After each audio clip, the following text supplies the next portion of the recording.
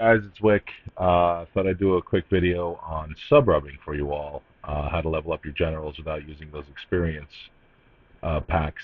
This is a trick that's been around since forever, but has changed a little bit over the years. But I don't really see a lot of people doing videos, and it's to my amazement, there's still a lot of people who don't know about this. Essentially, the way to think about leveling your generals, a lot of people go through buying the packs, but they also realize that you get experience whenever you're involved in a battle. Some people will just throw a new general into a big rally, and then it goes from level 1 to level 30, and it's just, it's just an easy way to level them up quickly.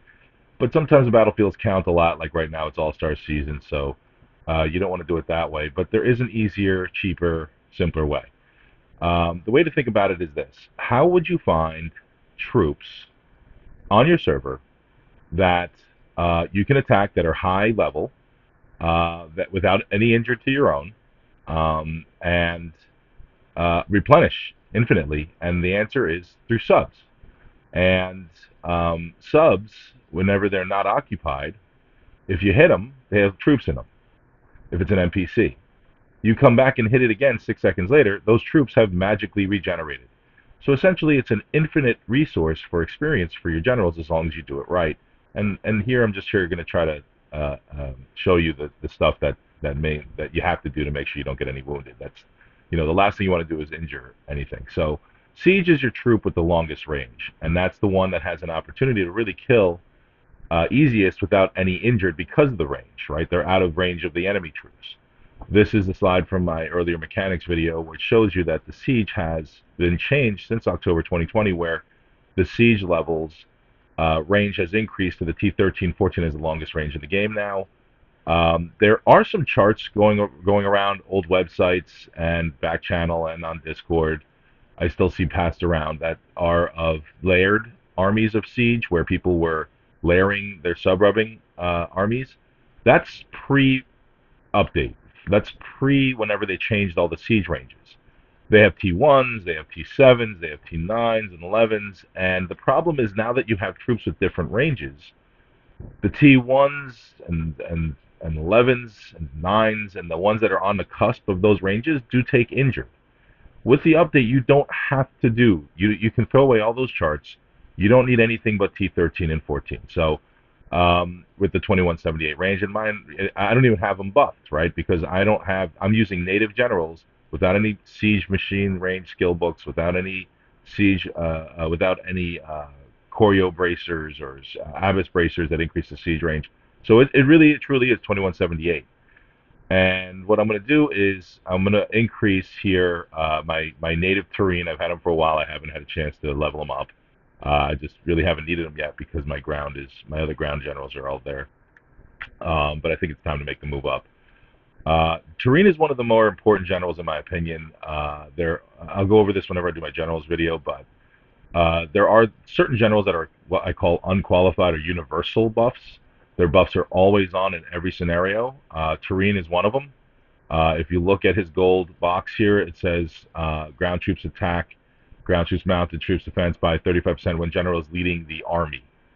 Not leading the army to attack, not whenever the general's leading the marching army, not whenever the general's reinforcing or in city. It's just leading the army, which means that as long as he's in charge of the army, those buffs are on. There are very few generals in this game that have that. And they are special, and in my opinion, they're the ones that should be the most coveted and the ones that are immediately worked on and paired with every other general. I'll elaborate whenever I do generals video, but again, terrain is one of them. One of the first steps you got to take is to turn on your siege gear for your monarch.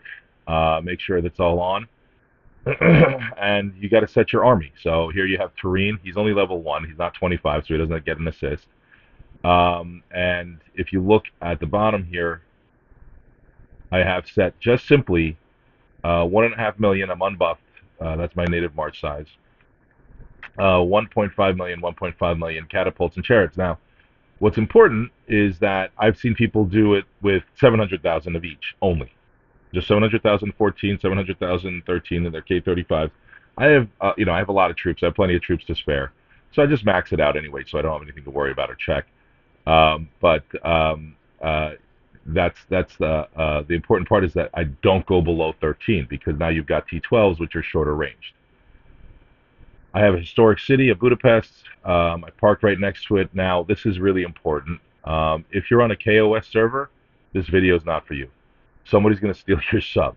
You need an NAP server. You need a server where in our server, an 891, if you have cams parked on either end, it's and you take a photo of it, that sub cannot be stolen from you, or else the player is going to go KOS.